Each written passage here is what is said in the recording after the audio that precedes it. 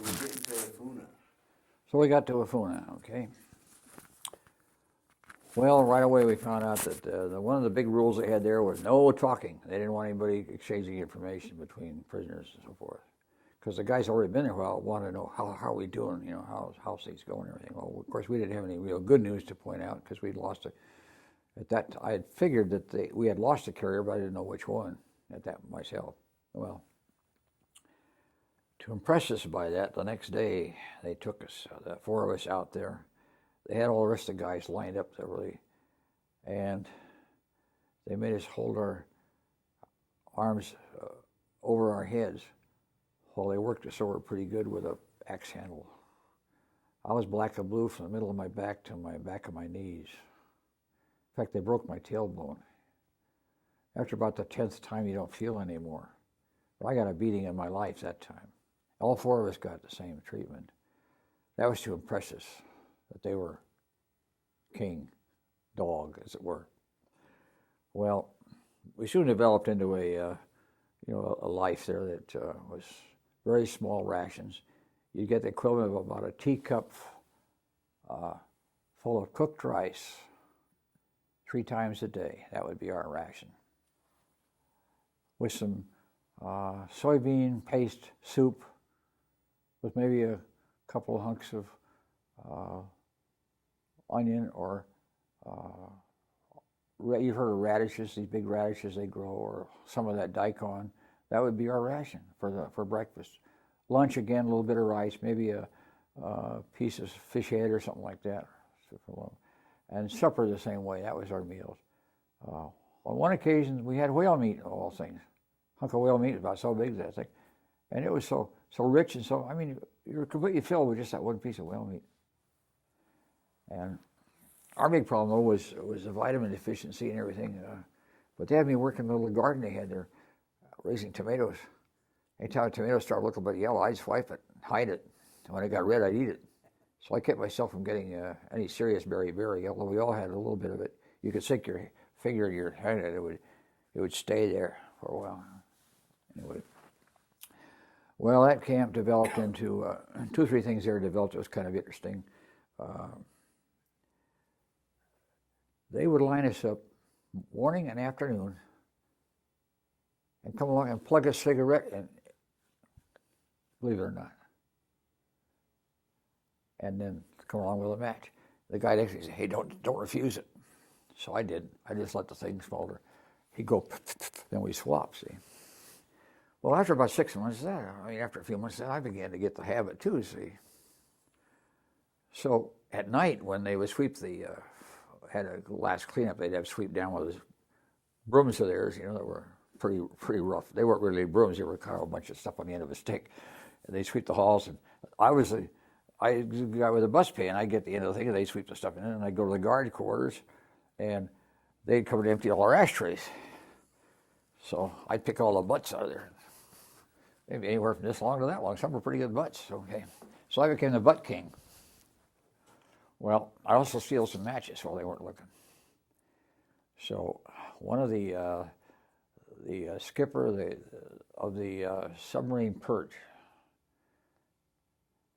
he lived down at the end of the hall from me there, and I'd hear that clump, and I'd count, clump, clump, clump, clump. I would reach up and take my little container that originally had powdered, their toothpaste was powder paste. I'd pick out a good button, count about the 10th clump. I'd hold my hand out, and he'd be on his way up to our benjo, which is the name of the Japanese toilet. It had benjo. Okay. Again, you had to learn Japanese in a hurry because when you had to go to the benjo, you had to go to the guard, bow respectfully, and say, "Benjo e tamori roshi desu ka?" Well, how in the heck do you learn that in a hurry? Except when you got to go, you do. If you didn't, you did. A lot of guys wet themselves or what have you before they learned that. But so they'd go in there and they'd light up. Then a few minutes later, the next guy'd go in there, and there was knot holes between the stalls, and get a light through the holes, so everybody would have a smoke up pretty good. One day, a guard happened to walk by there and saw all that smoke. He'd go in there and ran them all out there. Yeah, everybody running. That's all they hated. They run us around in a big circle in the morning, see, until you had dropped. Then they made us all line up. they'd all whip off their hats and bow to the emperor, Tokyo. While he was doing their gibberish, emulating the emperor up and down our line. Screw you, you SOB, and up and down the line. You hear us mumbling, you know. Anyway, still no talking among the prisoners? Well, later on, you know, we'd been there so long it didn't matter so much anymore. But we learned how to talk out of the corner of our mouth. See, the guard would hear you talking, but he didn't know who was doing it, see. We learned a lot of stuff from the old movies we saw, you know, Sing Sing and that sort of thing. Well, every Sunday afternoon, when things got down, we got down at one time where there was only 8 of us and 24 guards. Things were pretty easy then, of course. But this one guard, he was one of the older guys, and they were the best guards. The young guards were the worst. First time they'd given authority, see, so they really lorded it over us. This guy liked to eat snake. So he would come and get me Sunday afternoon. This means come in Japanese. I'd go with him, go out to the back, the woodshed, get a gunny sack and a bamboo stick, and go out snake hunting. Sign out and go out the gate. It was nice wandering around the hills there and everything, down these big bamboo groves. That guy could hear a snake crawling in the grass. He'd suddenly point, and I had to go in there and find that damn snake and pin him down. I was scared as hell of a snake because I'd been bit when I was a kid once. And they didn't know if it was a rattlesnake or not because I couldn't tell when I was too young. So they had to give me all this treatment. So I didn't, any time the snake startles me, he's dead. Anyway, he'd look it over okay, then it'd go in the sack on my back, see. Now, a snake in the sack is useless. He can't do anything. He's all balled up and everything. So I had no problem with that. One day there's a big crow fight going on up the hill, like the crows get together and have a big conference. And pretty soon this one crow came down right near us, half running, half flying down the hill. And I bonked him with a stick and knocked him out. So I tied him to the stick, brought him back to camp. The guards took him, played around with him, threw him in the duck pond, scared the ducks, and all that sort of stuff. Came and gave it to me. It was mine. So I went to the cook shack, got some hot water, a knife, cleaned him up, took him in, put him in the oven, soy sauce. So I ate crow, literally. Freshest meat I ever had in 3 years. Now another question I'd like to ask kids or anybody is something that you probably eat almost every day that we never saw in 3 years.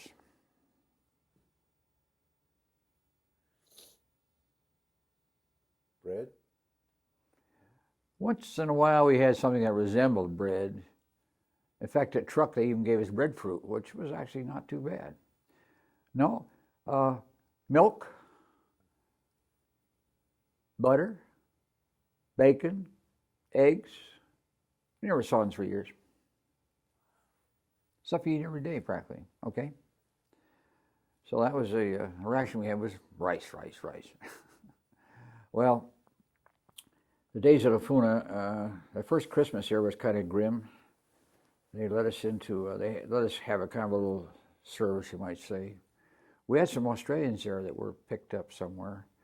And we had a couple of, they were Australians, I guess, New Zealanders. And they let us put on a little kind of a ceremony there.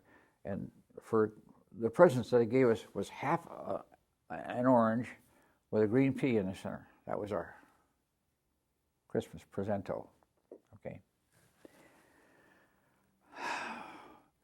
Well, the next, as we approached December 1943, they moved a bunch of us out of there because it got down to where we weren't useful anymore. A big bunch would come in, like they brought in the whole crew from the submarine Grenadier that was sunk.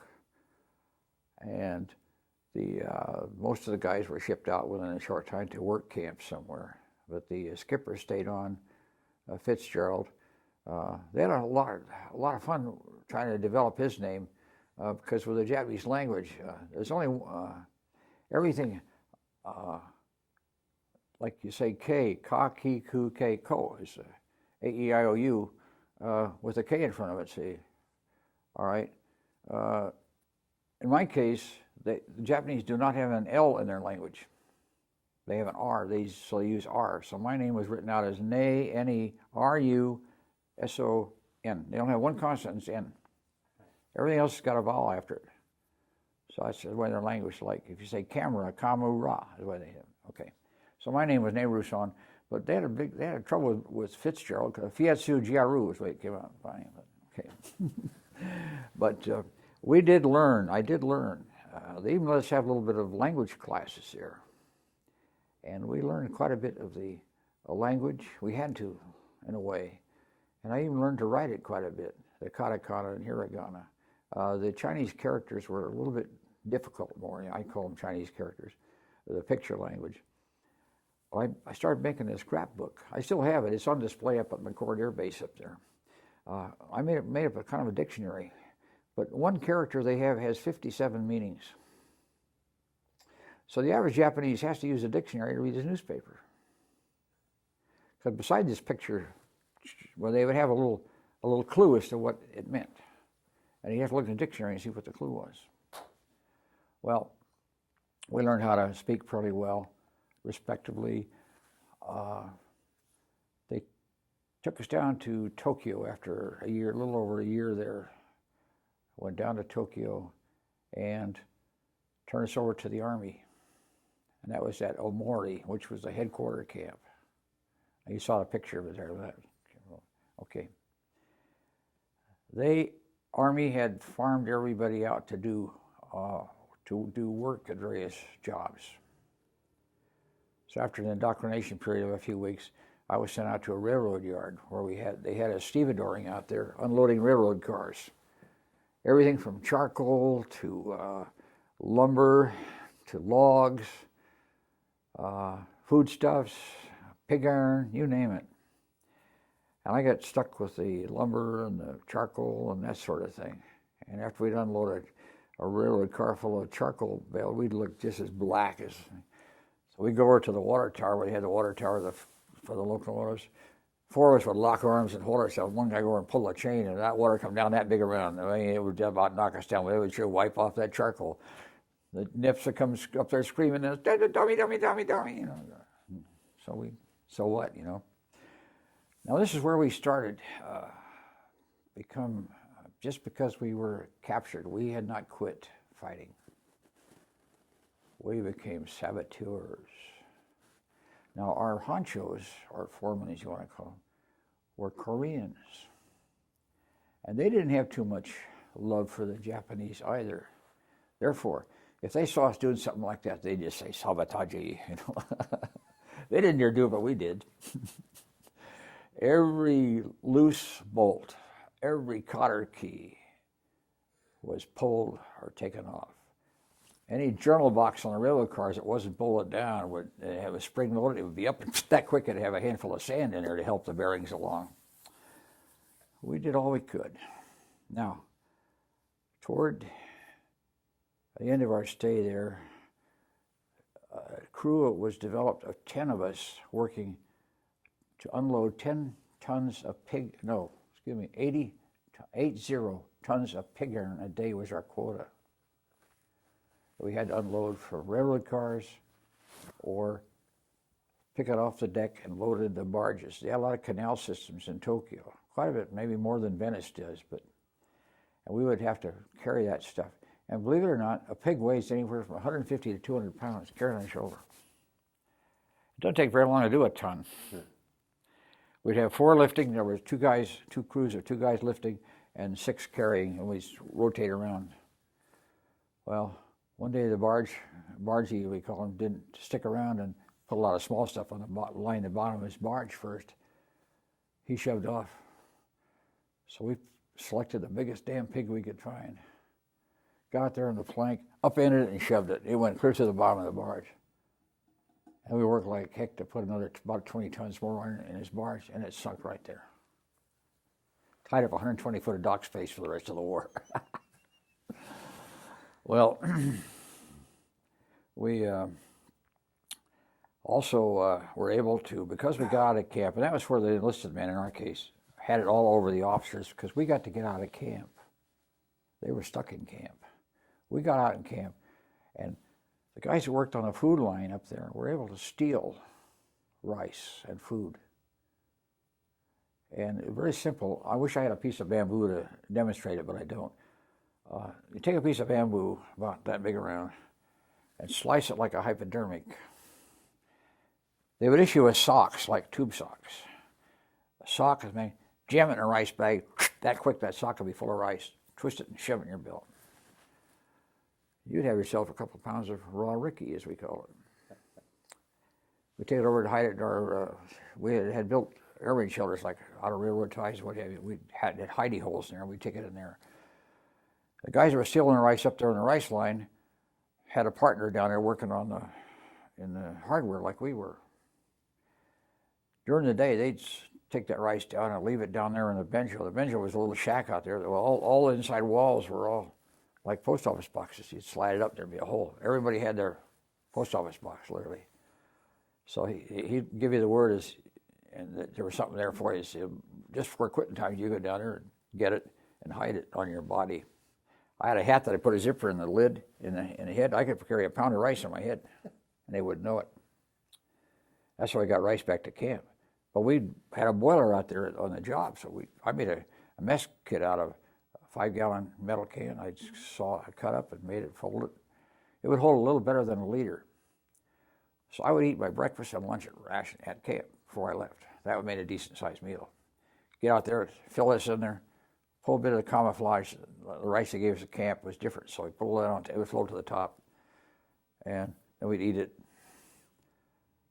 And then we'd get back to camp. We'd have another rice, and that night maybe we'd have a fish head or a piece of fish or some damn thing, meat. So we were doing pretty well. Oh, that pig iron job was heavy, so they gave us a rice ball at 2 o'clock. We quit, which would be a hunk of rice about like so. So we were, believe it or not, I gained weight. I was about 185 when the job came to an end. Now I'm going to back up and say the reason it came to an end was because of B-29s. The first B-29 came in on the 1st of November, 1944. We were out on the job. The sirens went off, so we watched.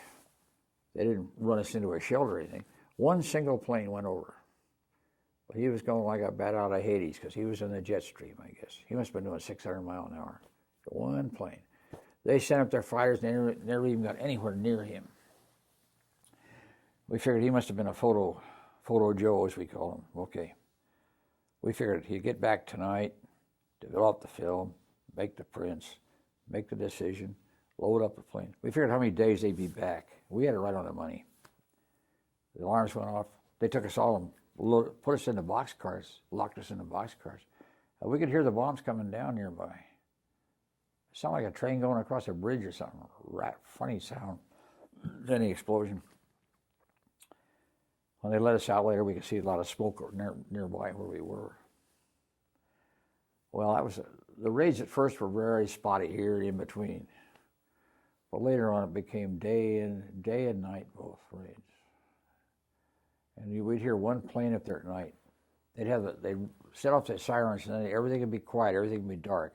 And they wouldn't fire a first shot. That first plane was the Pathfinder. He was up there locating where they were going to start bombing that night. The minute he let his bomb go, then they'd open up everything. But that's when the other guys were just about there. See, he'd start that first fire, then they just carry on that way. They had us out there doing demolition. They'd take a whole block of houses and destroy them. They had us out there tearing these houses down. They'd move the people out. And we had a crew of about 200 of us. And the Jap house is composed of many of 4x4s vertically, pinned in like this so they could swing with the earthquakes they had so often. And then their benjos, if they were real, they'd always have one on the second floor too. There would just be a hunk of pipe coming down into the honey bucket below, see. So anyway, we would locate where those damn things were and mark them with a flag right away. Guys would go around with a saw and cut those 4x4s halfway this way, halfway that way. Somebody would go up on the roof and remove some of their tile. All their houses had tile. Remove some of the tile. They had a big long rope hawser about, a couple 100 feet long. Go up there and tie it around that thing.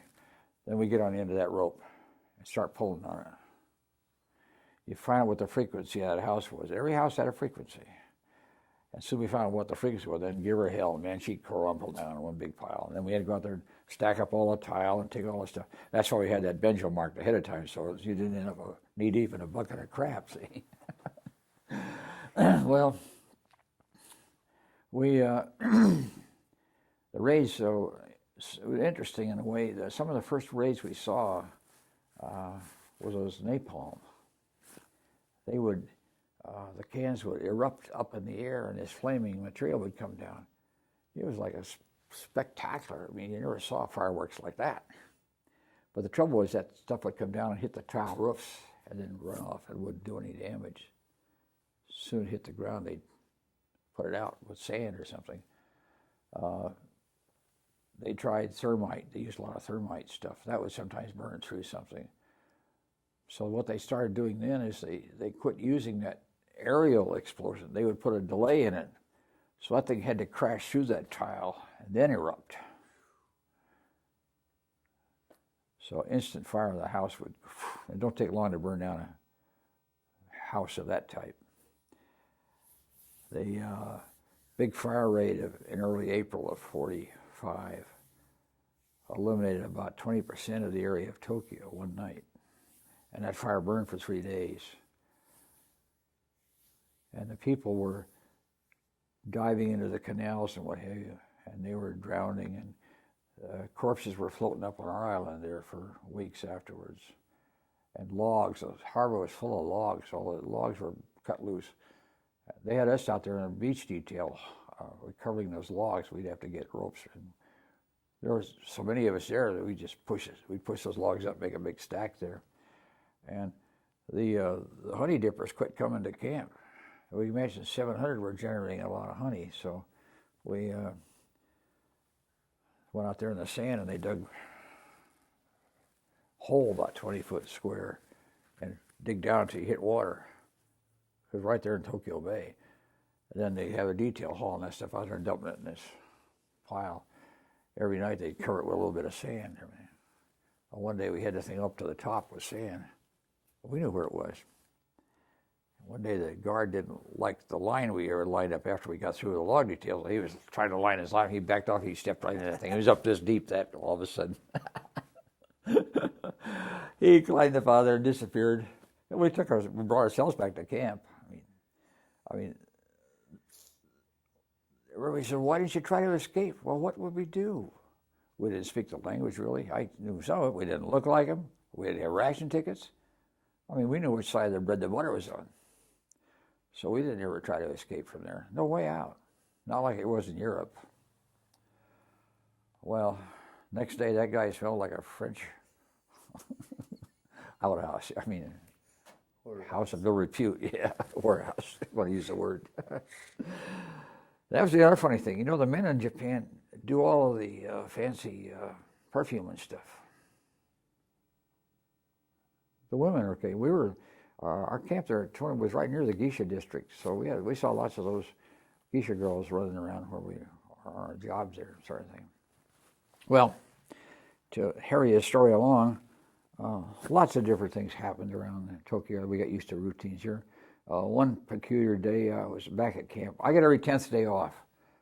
That was your day. You get every 10 days off. So my number then was 3410, so I got the 0. I got the 10th, 20th, and 30th off. So, of course, I got screwed in February, more ways than one. But, when we were at camp, then you got stuck on camp details. So one day the guard came and got me to go with them, and I had the bicycle cart. They used a lot of carts, the two-wheel carts that would hook on the back of a bicycle that they would use over there for hauling stuff. So I was operating as the cart operator, and I had to hold up the end of the cart and tow it along across the bridge to the city, and we went down the street quite a ways, went to the fish market. And several tubs full of stinky old sardines about yay long, see. And we started back toward camp, and the guard wanted to stop at this little shop and go in there and get his watch fixed or something. Well, he had his sidearm, and he had his rifle, and the little door to that thing was about a little wide. He couldn't get through, so he turns around and hands me the rifle. So there I am standing on the main street of Tokyo with a dang rifle, guarding his load of fish. I wish I got a picture of that. No way, of course, but that would have been something to have, all right. So anyway, there I was, back to camp, with the fish. So that night, of course, we had fish, and they didn't know how to rake fish. They would steam the damn thing, so you got a slimy fish, head, guts, and tails, everything, boom. But you learn. I mean, that was it. That was vitamins. Did you? So at this point, your wife still didn't know. I should back. Okay, when we went down to Tokyo, that was of December of '43. So I'd already been declared dead, which was a year and a day after I was shot down. So October 27, '43, I was declared dead by the Navy. I have the documentation from the Secretary of the Navy and also President Roosevelt's document saying that. So when we went to the Army camp, then they did turn our names in. But it took a while for our names to get back to the States. And then when the Navy got your names, then they had to double check through and make sure everything was copacetic before they'd turn you in. Now, as it turned out, a friend of mine that I grew up with had a friend that was working back there in Washington, D.C. on that detail. And he just made a mention. He said, hey, if so-and-so's name ever shows up, let me know. So he did. He said, hey, his name came in. So this friend of mine came and visited. He knew my wife real well. He came and visited my folks, my wife, but he couldn't dare tell them. He tried to. He hinted. But he couldn't tell them. He didn't dare tell them in case something was wrong, see? Well, within a week or two, then they got the telegram saying that I was alive. But that was in April of 1944. So it was almost 19 months before they found out that I was alive. My wife has still been fairly true blue because she had been dating a little bit, but very limited, and didn't get involved with anything. And so, of course, she was ready when I came home. But a lot of wives weren't that good. We had one guy in camp that got a letter, believe it or not, from his wife saying, hey, they said you were dead. They paid off the insurance. I'm remarried, so stay dead. Well, obviously he started paperwork right away to have a divorce, so she had to end up paying back the insurance, I guess, or everything. Because, as in my case, my wife had received the first installment of the insurance papers. My dad was fairly savvy at being an attorney, and he said, just don't cash it, just hang on to it.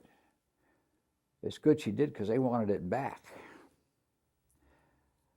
But they did, when I was declared dead, they did give 6 months gratuity of pay, which was a fair amount of money in those days because I was, being first class, I was flying, you get flight skins, which was 50%.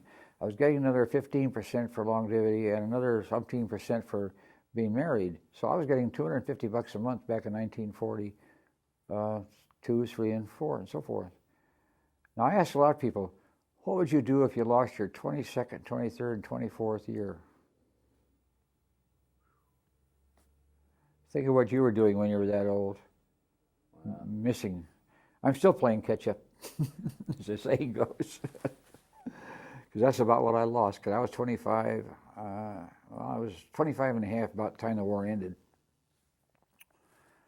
Well, back to the story. When we got, Tokyo got pretty well burned up with all the 29s coming in, and so they decided to move 300 of us up north to another camp there near Sendai, which is the north end of the main island there. And we were supposed to go out the night of the Memorial Day raid, and that day the B-29s, the Air Force really put up a show. They had 600 planes that day. And they came in wingtip to wingtip, 10 at a time like a big sigh, covering the waterfront clear from south of Yokohama clear up through Tokyo. Now, we were actually in the Tokyo area, and they just pasted everything. By the time they got up, the ones that were over our head, we didn't even see the planes. There was so much smoke and fire, but some empty napalm cans landed in camp. Denver Ordnance Works. Boy, that was a thrill. Home. And so we survived that raid okay, and we had nobody in camp got hit that night. All those darn, they had anti-aircraft guns mounted right on our island, right outside our fence, for Pete's sakes. I was just asking for it, But they knew where our camp was because some of the B-29 pilots that were shot down and captured we sneak talking with them, and what camp we in? Soon we'd tell them, oh, good, they know where that is. But there were 30 camps in Tokyo approximately, and several of them did get hit. And it was a bad thing. Another thing that was kind of bad sometimes was some nights the B-29s would take a real licking. One night we saw one that just must have been hit directly. Cause all of a sudden there's just a big flash. The whole plane just, the bomb load, everything just went. Psst, that was the end of that. And one night we saw 9 of them shot down because they were coming in low altitude, and they would drop their bombs, and then they'd turn on the power and go out. And the Japs would wait till they did that. Then they'd flip on the searchlights, and the Zeros and the fire were waiting up in the dark. And they'd come down in and nail that plane when it couldn't see. We saw 9 of them go down one night. And one of them came down real near us. He was in a flat spin. He came down and hit in the water right near our island. And we were out on this log detail. We had kind of a raft, so a couple of us paddled out there. And we could look down and see right into the plane. And the pilot and the co was still sitting in their seat. And so I forgot. I wrote down the tail number of that plane, but I lost it after that. And it was, that was, well, let's face it, war is no picnic. But that night, they moved us out the night of that 600 plane raid. They put us on this railroad train and hauled us up north. And so we spent all night on that train. And all next day, they stopped once, like for lunch, and gave us some rice. And that evening, we ended up at Sendai, and then they took us up further north into the mountains there. And we got up to this new camp where we were going to be. There was still snow on the ground. It was about the 1st of June then. So we figured, boy, this is going to be bad next winter. Well, the detail there was we worked in a factory where they manufactured pig iron from the raw material. The iron ore came in over the hill on these conveyor overhead tram things, and they had the charcoal and the limestone and coal and whatnot to make up the ingredients. And they had a big arc furnace there, and they had a powerhouse on the river there that generated the power for this for these furnaces. And that's how they would generate, reduce the iron ore down to iron. And then they would get a big mass from there. They'd go in there and tap the hole, and several tons would run out.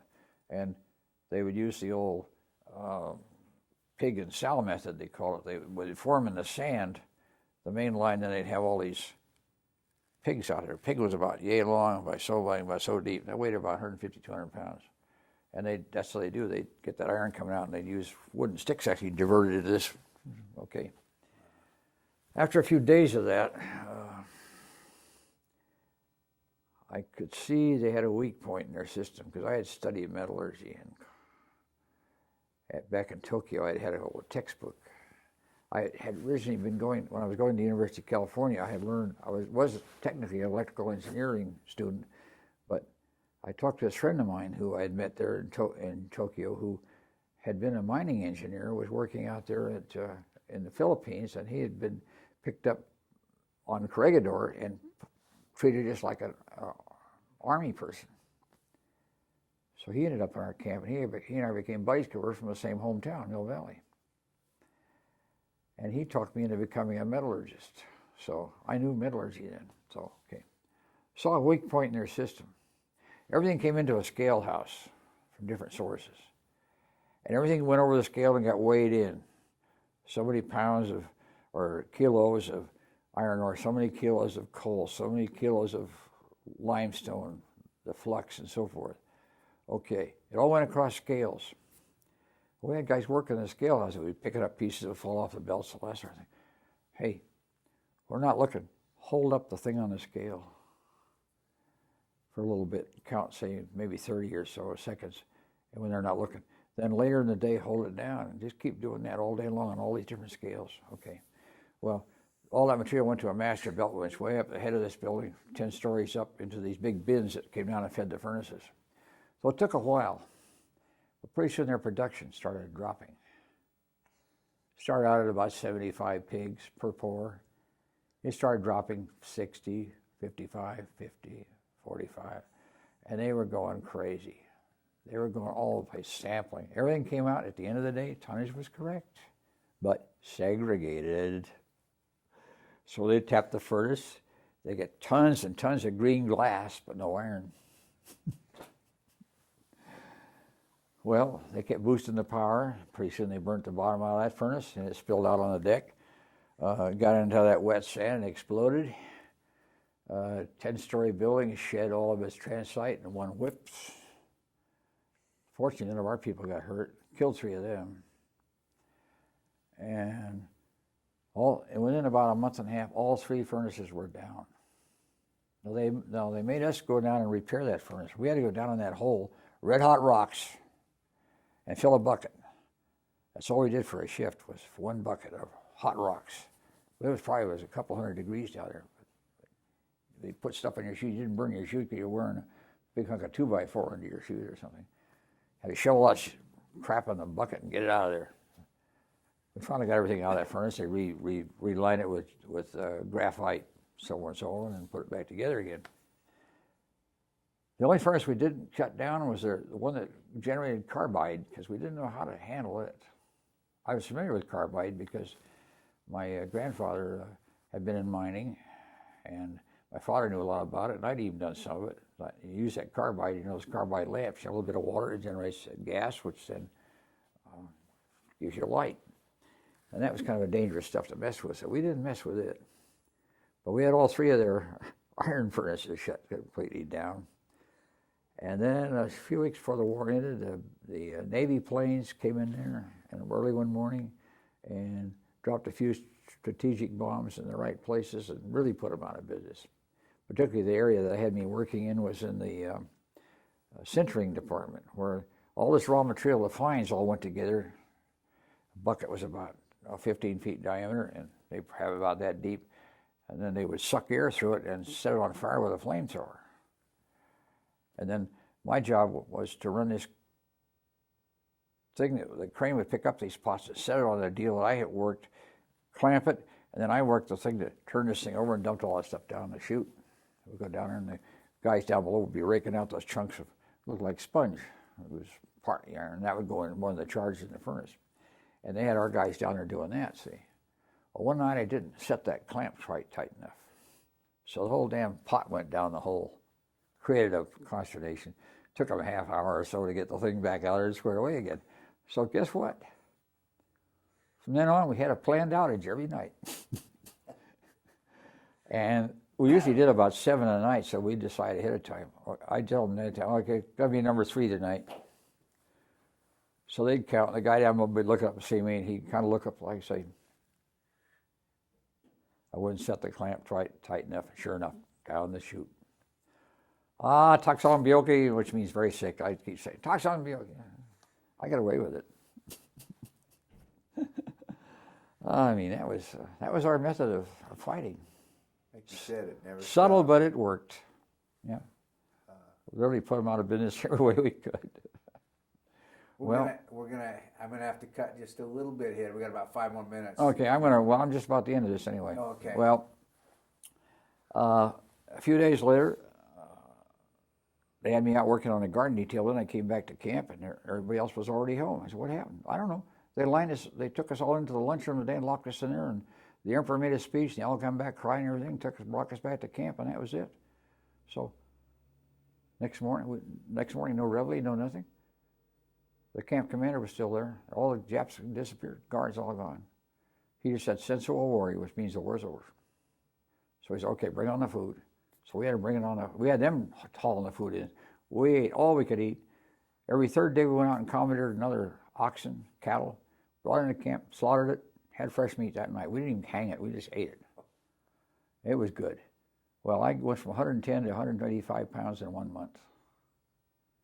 Well, to get out of there, though, we had a radio. They kept saying, "Say where you are. We know where you are. We'll come and get you." But they never showed, of course. So finally, we commandeered our own train and got out of there. Well, that's a long story short. We got down there to Sendai, and we wanted to go to Tokyo. By then, I understood enough language to talk. And they Switchy says, "Bridges have been bombed out since you came up. But there are a lot of American ships in the harbor, so we said, okay, if you're wrong, you're going to have to back this thing out of there." So we came over the hill, and sure enough, there was a hospital ship LSTs, the whole works in the harbor. We pulled into the station.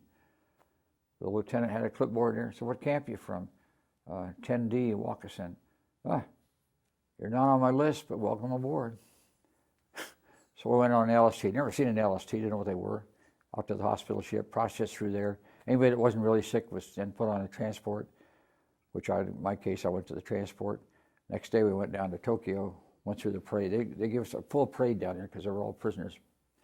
And then they separated us. The Marines, the Navy, and the Canadians all stayed together, went to Guam for processing, and then got whatever available transportation. Lucky I got to fly from Guam all day, all night.